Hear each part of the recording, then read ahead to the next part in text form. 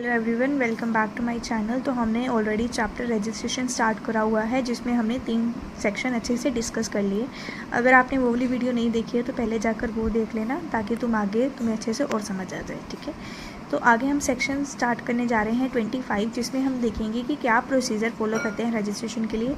ये question continuous 5-6 सालों में आया है, पिछले साल नहीं आया था, बस उसमें हमारा न्यूमेरिकल आ गया था। ठीक है, तो ये साल आया है, ये क्वेश्चन हर साल आया है। तो अब हम देखते हैं प्रोसीजर फॉर रजिस्ट्रेशन। तो सबसे पहले है एप्लीकेशन फॉर रजिस्ट्रेशन। पहले पर्सन को क्या करना पड़ेगा, एप्लीकेशन प्रोवाइड करनी पड़ेगी। The person who are liable, जो एलिजिबल है रजिस्टर करवाने के लिए, नॉन रेजिडेंट टैक्सेबल पर्सन और सीटीपी के अलावा, ये हमने पहले देख लिया था ना, इन पर्सन को वो मिली हुई है, एग्जम्पशन मिली हुई है। इन पर्सन के अलावा जो पर्सन लाइबल है खुद को रजिस्ट्रेशन करवाने के लिए, उनको पहले क्या करना पड़ेगा, ऑनलाइन इन्फॉर्मेशन कलेक्ट करनी पड़ेगी।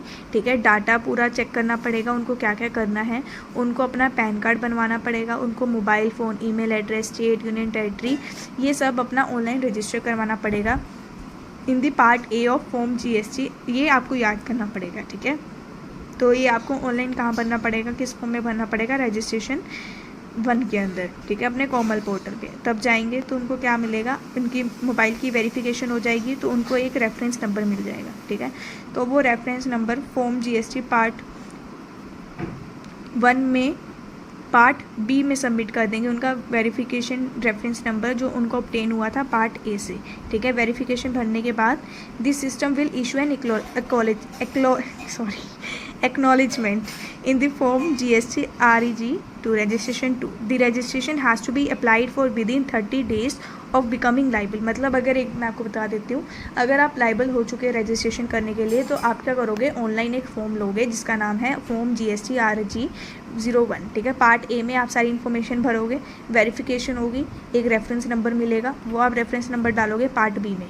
ठीक है, इसी फॉर्म के अंदर वो डालने के बाद आप जो सिस्टम है आपको इशू कर देगा कि हाँ आप एक्नॉलेज हो चुके हैं, आप लाइबल हो रजिस्ट्रेशन के लिए, आपका फॉर्म मिल चुका है हमें।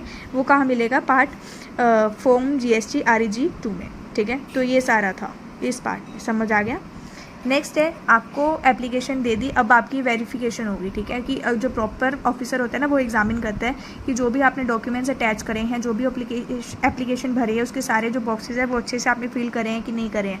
ठीक है, एप्लीकेंट के 3 वर्किंग डे के अंदर अंदर उसको सबमिट करना पड़ता है कि हाँ उसने जो वेरिफिकेशन है उसमें जो भी डॉक्यूमेंट्स है वो सही डाले, और अगर कोई डेफिशिएंसी अराइज होती है तो उसको नोटिस मिल जाएगा फॉर्म GST रजिस्ट्रेशन 3 में। ठीक है, और वो 3 डेज़ के अंदर अंदर अपनी सबमिशन कर देगा।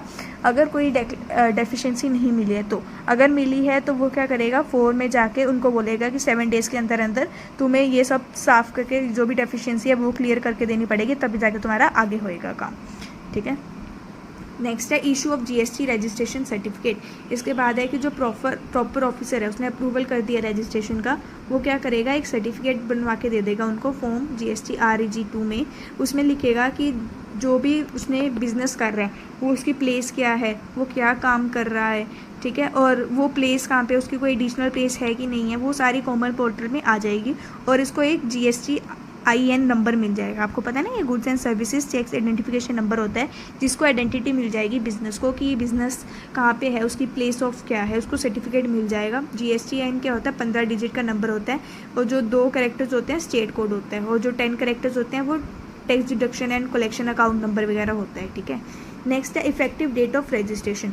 The registration shall be effective from the date on which the person became liable of the registration, where the applicant for the registration has to be submitted within the 30 days from such day. इसका मतलब है कि जो रजिस्ट्रेट है वो आपको क्या करना पड़ेगा, आपको एक इफेक्टिव डेट के अंदर अंदर आपको रजिस्ट्रेशन करवानी पड़ती है। ठीक है, भी जिस डेट को बंदा एलिजिबल हुआ है ना लाइबल हुआ रजिस्टर करने के अंदर, उसी डेट के अंदर अंदर उसको रजिस्ट्रेशन भरनी पड़ती है। ठीक है, has been submitted within the 30 days. जैसे कि अगर 30 मई को वो लाइबल हुआ रजिस्ट्रेशन के लिए, तो उन आगे 30 डेज़ के अंदर अंदर उसको रजिस्टर खुद को करवाना पड़ता है। ठीक है, registration to a person required to deduct the tax at source, TDS, or to collect the taxes, so such persons has to apply for registration in the form GST registration 07. The registration certificate would be as per. इसमें यह है कि जो person होते हैं TDS वाले होते हैं उनको रजिस्ट्रेशन 07 में करवानी पड़ती है, उनको सर्टिफिकेट 06 में मिल जाता है। ठीक है, when persons no longer remains liable to deduct taxes source और कलेक्ट सोर्स मतलब TDS बोलो आप। प्रॉपर ऑफिसर में कैंसिल दी रजिस्ट्रेशन। अगर कोई पर्सन TDS वाला नहीं है फिर भी उसने एज ए TDS के नाम पे अपना रजिस्ट्रेशन करा है 6 में, तो प्रॉपर ऑफिसर उसको कट कर देगा, उसकी रजिस्ट्रेशन कैंसिल करवा देगा। और किस में करवाएगा वो? फॉर्म GST REG 08 में करवा देगा। नेक्स्ट है registration to the non taxable person. ये था TDS वाला, ये था नॉन टैक्सेबल पर्सन। जो हमारे नॉन टैक्सेबल पर्सन है उनको रजिस्ट्रेशन करवानी पड़ती है 9 के अंदर ठीक है, अपने कॉमन पोर्टल में, जिसमें वो अपने पासपोर्ट्स वगैरह सारी डाल देगा। जैसे अगर उसने 19 मई को करवाना है तो 5 दिन पहले उसको रजिस्ट्रेशन करवानी पड़ेगी अपनी, ठीक है, वो आपको मैंने पहले भी बताया था। और अगर जो बिज़नेस की आइडेंटिटी है, ठीक है, अगर उसने बिजनेस खोलना है outside India, the application for the registration has to be submitted along with the tax identification number. तो जो उसका यूनिक नंबर होगा या फिर कोई पैन नंबर होगा उसके साथ उसको सबमिशन करवाना पड़ेगा रजिस्ट्रेशन का कि वो किस कंट्री से है, ठीक है। नेक्स्ट है सुओ मोटो रजिस्ट्रेशन। इसमें क्या है? The officers are empowered to suo motu grant temporary registration to a person if pursuant to any survey, inquiry, inspection, search or any other proceeding under the act it is found that such person is liable to registration under this act but has to fail for such registration।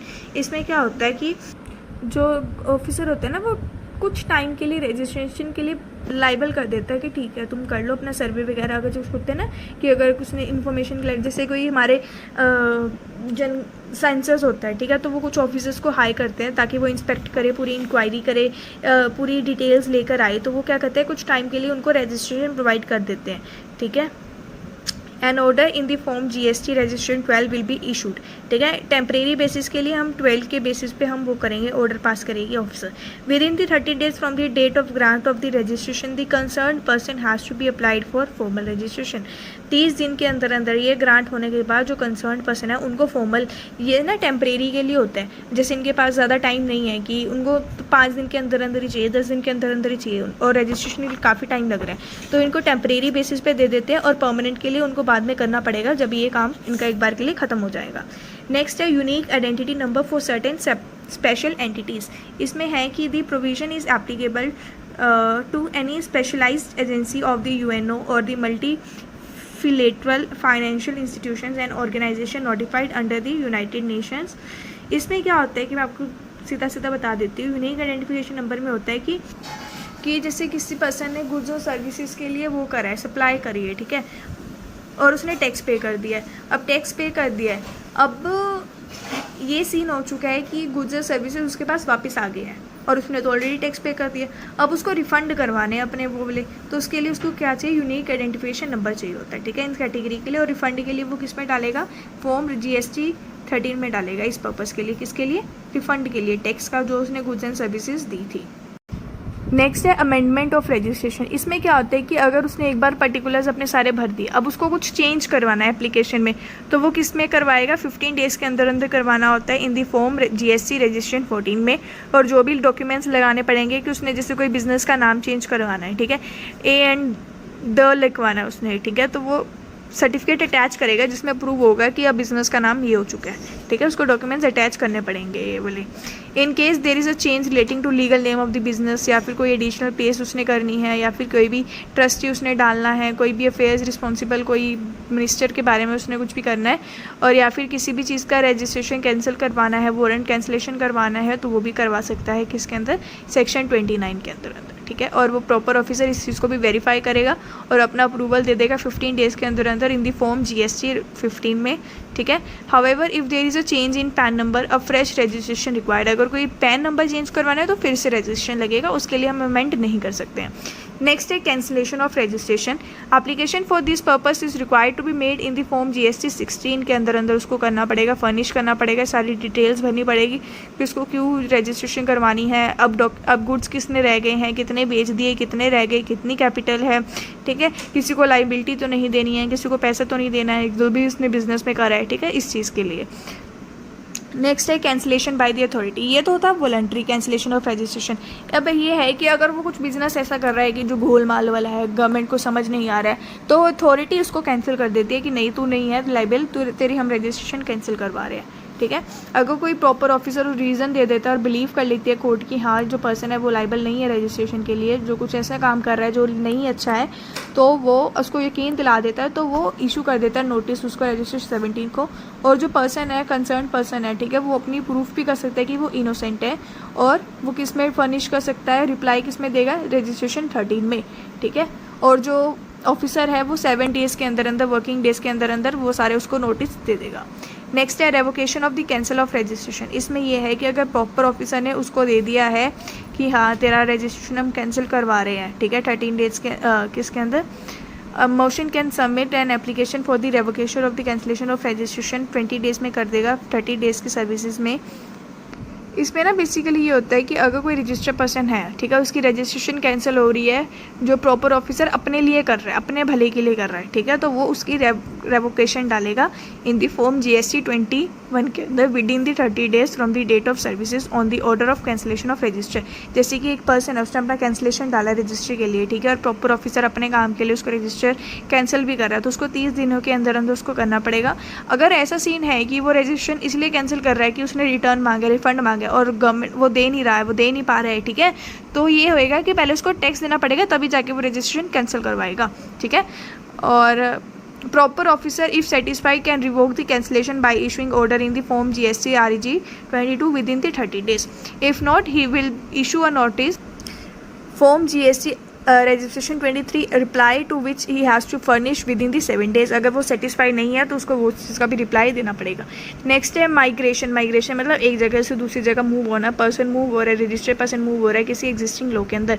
इसमें है कि अगर कोई person है, ठीक है, अगर उसका पैन नंबर इशूड है अंडर द इनकम टैक्स 1961, ठीक है, और अपने कॉमन पोर्टल पे उसने लॉग करा हुआ है, इनरोल करा हुआ है, वैलिडेट है, उसकी ईमेल आईडी सब कुछ वैलिडेट है, ठीक है, उसकी रजिस्ट्रेशन हो चुकी है, प्रोविजनल बेसिस पे उसको सर्टिफिकेट मिल चुका है, ठीक है, उसको GST नंबर भी मिल चुका है, बट उसका ये सीन है कि अब वो हमारा सिंगल पैन इनकम टैक्स से फाइनेंस एक्ट 1994 में जाना चाहता है, ठीक है, तो उनको क्या करना पड़ेगा, अपना इलेक्ट्रॉनिक डालना पड़ेगा फॉर्म GST REG 26 में, जो भी इंफॉर्मेशन उसको चाहिए, जो भी इंफॉर्मेशन लगेगी, उसके डॉक्यूमेंट्स जो भी लगेंगे, उनको सब कुछ अपने कॉमन पोर्टल में डालना पड़ेगा, ठीक है।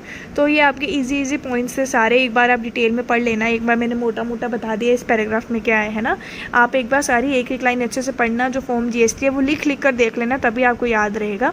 और बाकी अगर कोई डाउट होगा, कोई पैराग्राफ ऐसा लगेगा भी हाँ ये अच्छे से नहीं समझाया, तो मेरे को बता देना, मैं आपको फिर से समझा दूंगी। आप मेरे को इंस्टा पे DM कर देना, तो मैं आपको वॉइस नोट भेज के आपको अच्छे से समझा दूंगी, ठीक है। बाकी अगर आपको वीडियो अच्छी लगी हो तो प्लीज़ लाइक एंड शेयर, ठीक है, अपने फ्रेंड्स को शेयर करो ताकि उनके भी अच्छे नंबर आ जाएं, और चैनल को सब्सक्राइब कर देना। Thank you so much.